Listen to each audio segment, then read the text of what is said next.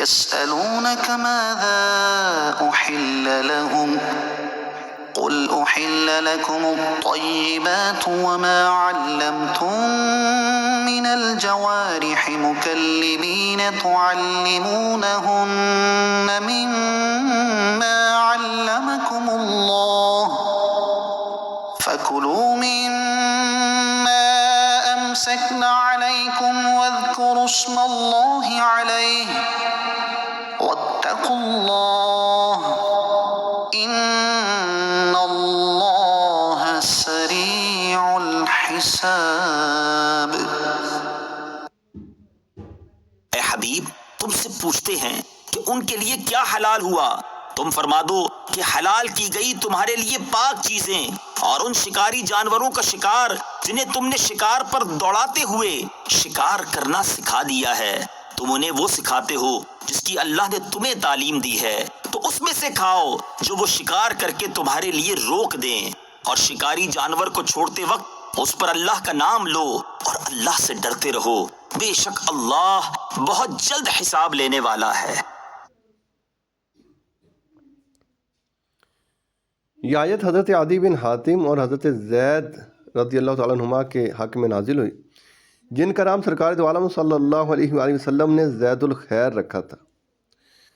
ان دونوں صاحبوں نے عرض کی، یا رسول اللہ صلی اللہ علیہ وآلہ وسلم، ہم لوگ کتے اور باز کے ذریعے سے شکار کرتے ہیں، تو کیا ہمارے لیے حلال ہے؟ اس پر یہ آیت کریمہ نازل ہوئی۔ آیت میں طیبات کو حلال فرمایا گیا ہے، اور طیبات وہ چیزیں ہیں جن کی حرمت قرآن و حدیث اور اجماع و قیاس میں سے کسی سے ثابت نہیں ہے۔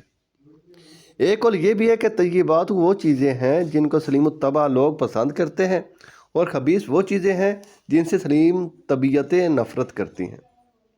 اس سے معلوم ہوا کہ کسی چیز کی حرمت پر دلیل نہ ہونا بھی اس کی حلت کے لیے کافی ہے۔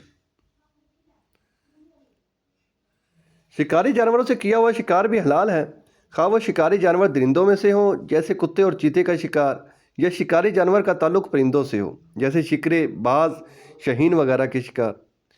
جب اس طرح سدھا کر ان کی تربیت کر دی جائے کہ وہ جو شکار کریں اس میں سے نہ کھائیں، اور جب شکاری ان کو چھوڑے تب شکار پر جائیں، اور جب بلائے واپس آ جائیں، ایسے شکاری جانوروں کو معلم یعنی سکھایا ہوا کہتے ہیں۔ مما امسکن علیکم، جو وہ شکار کر کے تمہارے لیے روک دیں، یعنی تمہارے صدائے ہوئے شکاری کتے یا جانور جب شکار کر کے لائیں اور اس میں سے خود کچھ نہ کھائیں تو اگرچہ جانور مر گیا ہو تب بھی حلال ہے، اور اگر کتے نے کچھ کھا لیا ہو تو حرام ہے کہ یہ اس نے اپنے لیے شکار کیا، تمہارے لیے نہیں۔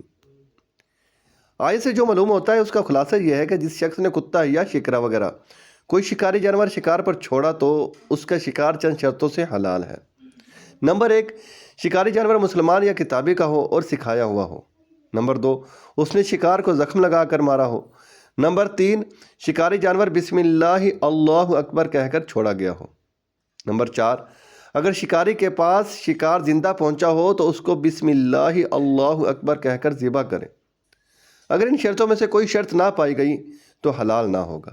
مثلا اگر شکاری جانور معلم یعنی سکھایا ہوا نہ ہو، یا اس نے زخم نہ کیا ہو، یا شکار پر چھوڑتے وقت جان بوجھ کر بسم اللہ اللہ اکبر نہ پڑھا ہو، یا شکار زندہ پہنچا ہو اور اس کو ذبح نہ کیا ہو، یا معلم یعنی سکھائے ہوئے جانور کے ساتھ غیر معلم یعنی نہ سکھایا ہوا جانور شکار میں شریک ہو گیا ہو، یا ایسا شکاری جانور شریک ہو گیا ہو جس کو چھوڑتے وقت بسم اللہ اللہ اکبر نہ پڑھا گیا ہو، یا وہ شکاری جانور مجوسی کافر کا ہو، ان سب صورتوں میں وہ شکار حرام ہے۔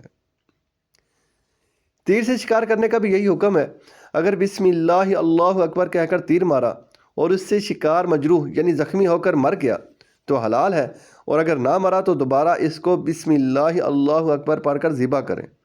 اگر اس پر بسم اللہ نہ پڑھی یا تیر کا زخم اس کو نہ لگا یا زندہ پانے کے بعد اس کو ذبح نہ کیا، ان سب صورتوں میں حرام ہے۔